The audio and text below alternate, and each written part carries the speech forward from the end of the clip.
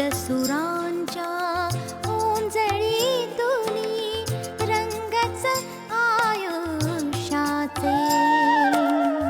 शब्दसुरांच्या ओंजळीतूनी रंगच आयुष्याचे. अथांग स्वर कवितेचे अथांग स्वर कवितेचे.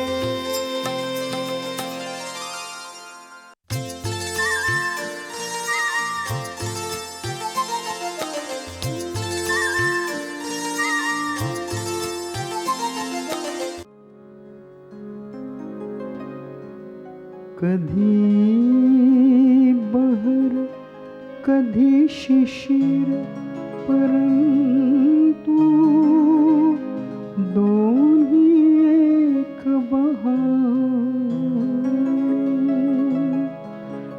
डोळ्यामधले आसू पुसती ओठावरले गाणे.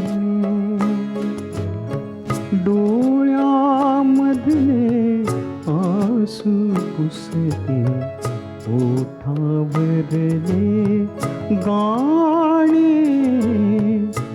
ओठावरले गाणे. ज्येष्ठ कविवर्य मंगेश पाडगावकर यांच्या कविता गाण्यांनी फुललेली स्वर कवितेची ही मैफिल. धुंद वेलीवर यावा हळूच लाजरा पक्षी गावा. पक्षी गावा बहर धुंद वेलीवर यावा हळूच लाजरा पक्षी गावा. पक्षी गावा आणि अचानक गळून पडावी. आणि अचानक गळून पडावी विखरून सगळी पाने. कविवर्यांच्या साक्षात उपस्थितीने बहरलेली. सोबतीला चंद्र देते अंतरीचा ध्यास देते. तू जिथे जाशील तेथे मी तुला विश्वास देते. तुझे गीत गाण्यासाठी सूर लावू दे रे. तुझे गीत गाण्यासाठी सूर लावू दे रे. तुझे गीत गाण्यासाठी.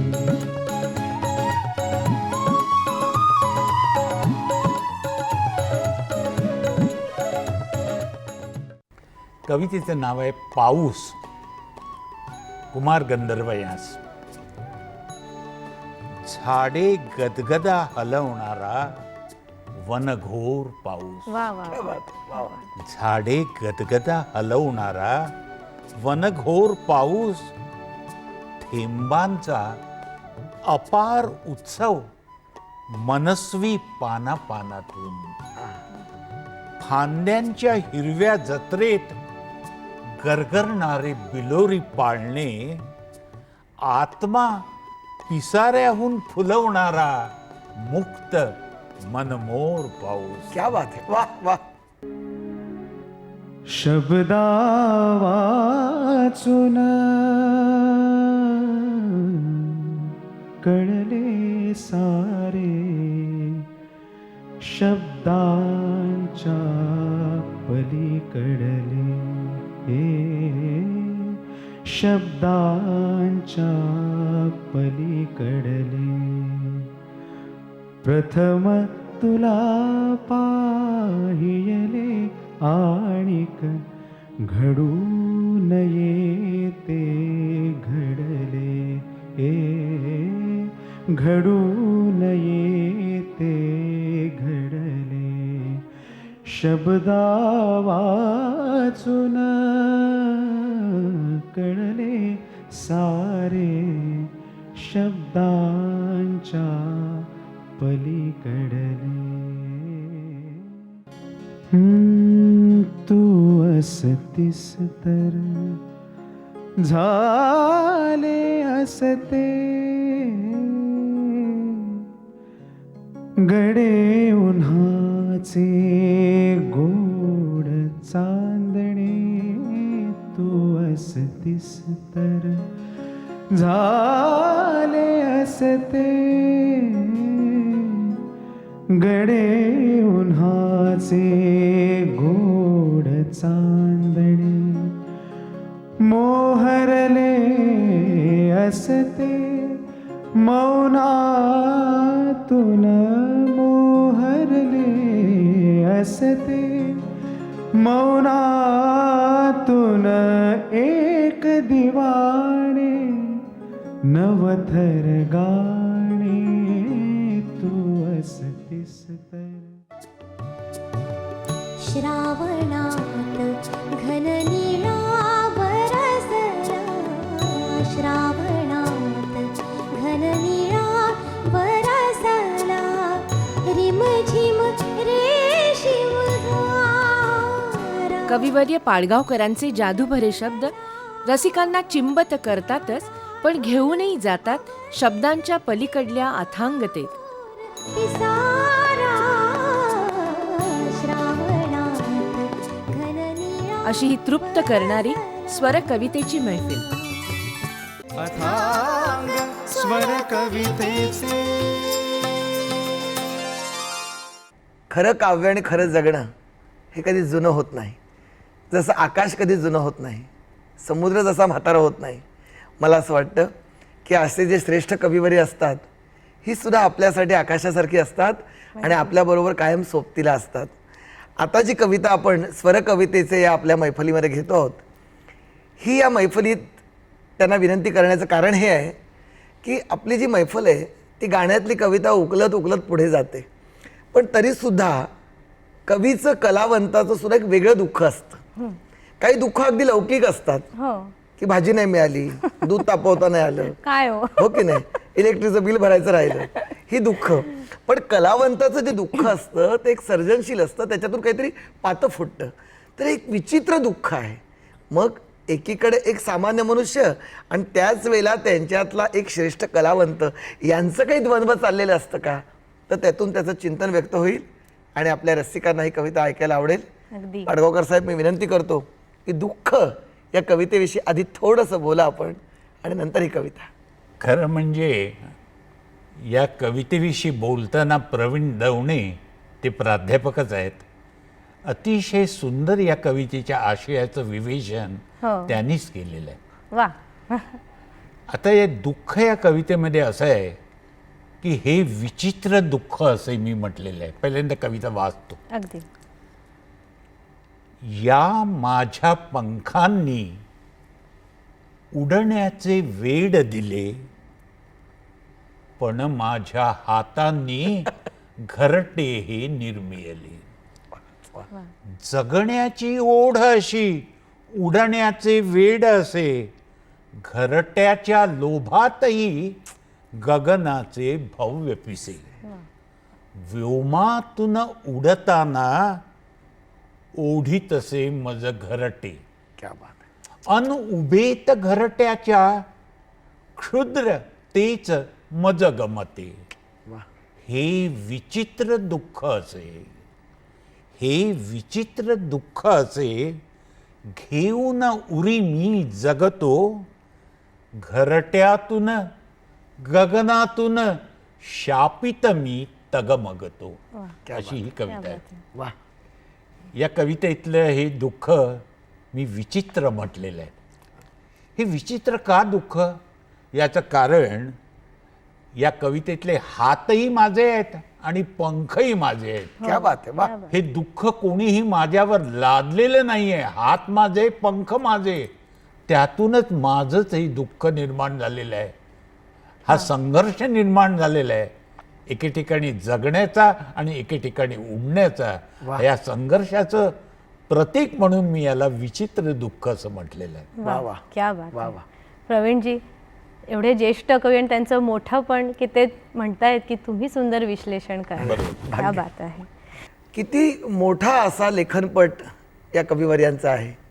धारा नृत्य जिप्सीपासून ही गंगोत्री सुरू झाली आणि मग कवितेमध्ये प्रयोग करत आणि प्रत्येक कविता हीच एक ध्रुवतारा होत, कधी शुक्रतारा होत वा वा. आपल्या समोर आली. क्या बात आहे.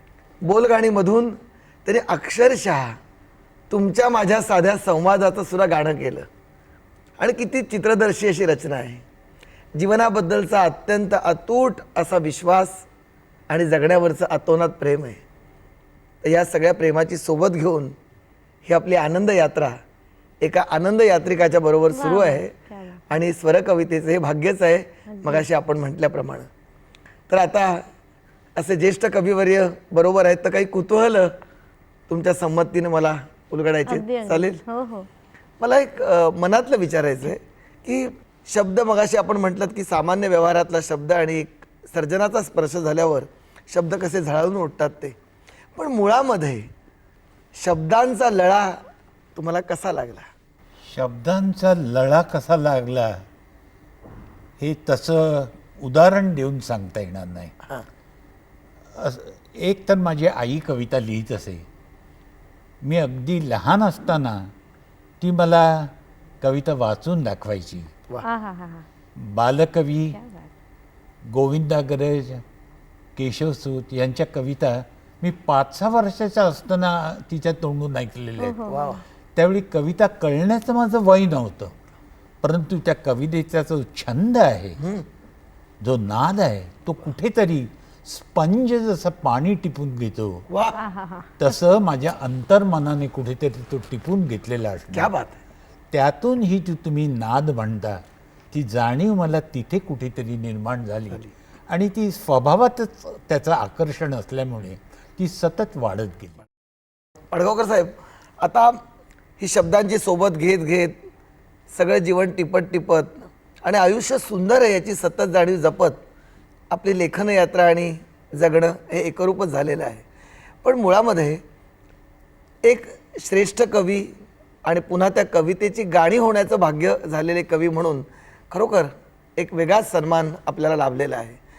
आम्हा सगळ्या रसिकांचं एक कुतूहल असं आहे की कविता जेव्हा आपण लिहिता तेव्हा कविता लिहिताना याचं गाणं होतं आहे बरं का, याची जाणीव तुम्हाला नेमकी कधी होते का आणि कशी होते? वा. हा प्रश्न मला अनेकांनी विचारलेला आहे. आता काय असते गंमत की मला कविता सुचते कशी, सगळ्यांनाच तशी कविता सुचायला पाहिजे असं नव्हे. प्रत्येकाची निर्मितीची प्रक्रिया ही वेगवेगळी असू शकेल. मला कशी सुचते, एकदम माझ्या मनामध्ये एक कुठेतरी ओळ येते. हां. ती ओळ आल्यानंतर मला भान येतं आणि छंद कुठला आहे, त्या ओळीतून व्यक्त होणारा मूड कुठला आहे, आणि मग अनेक आठवणी अमुक त्याला येऊन बिलगायला लागतात त्या ओळीला आणि त्याच्यातून ती माझी कविता निर्माण होते. आता एखादी ओळ आल्यानंतर तिचं गाणं करायचं की कविता करायचं हे मी अगोदर ठरवत नाही. ती ओळच मला सांगते की माझं गाणं कर, क्या बात आहे. माझी कविता कर. आता एक जिप्सी आहे माझ्या खोल मनात दडून, ही ओळ सुद्धा छंदोबद्ध आहे. आणि श्रावणात घन निळा बरसला रिमझिम रेशीम धारा, ही ओळ सुद्धा छंदोबद्ध आहे. पण पहिली ओळ जी आहे जिप्सी, ती मला येऊन सांगते की माझी कविता कर, आणि ही ओळ येऊन सांगते की माझं गाणं कर. क्या बात आहे. वा वा. किती गोड. क्या बात आहे. पण मी ते ठरवत नाही, ती ओळच वा. ठरवते. सुंदर. रसिको हो, स्वर कवितेच्या या मैफलीत आज आपण सगळेजण दाद देत आहात आणि मला इथून दिसतंय की चिमुकली मुलं सुद्धा आपल्या आजी आजोबांना सगळं घर एकमेकाला बिलगून बसलंय. त्या चिमुकल्या मुलांसाठी हा. सांग भोलानाथ पाऊस पडेल काही मी म्हणलेलं आहे. खरंच आहे. तेव्हा भोलाना जे तुम्हाला आवडतंय ना ते लिहिणारे कवी आपल्या बरोबर आहेत. अथांग स्वर कवितेचे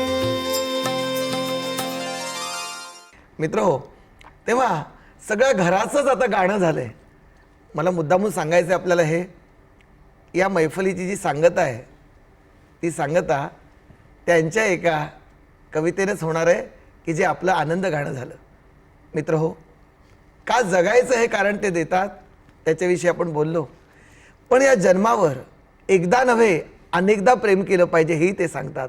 शतदा प्रेम करा. आणि ते का करायचं प्रेम, त्याची कारणं ते सांगतात.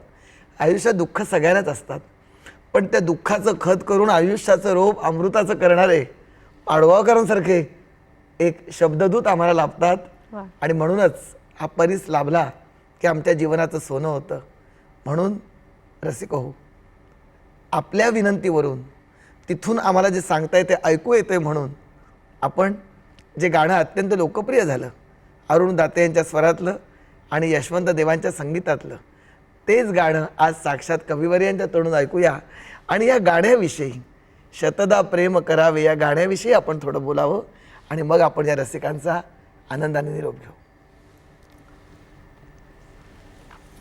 या गाण्यातून जो आशय व्यक्त झालाय त्याच्या बाबतीत ते माझं जीवनविषयक तत्वज्ञान वगैरे इतके कठीण शब्द न वापरता मी सांगेन की तो आशय म्हणजे माझा खोल आतला स्वभावच आहे.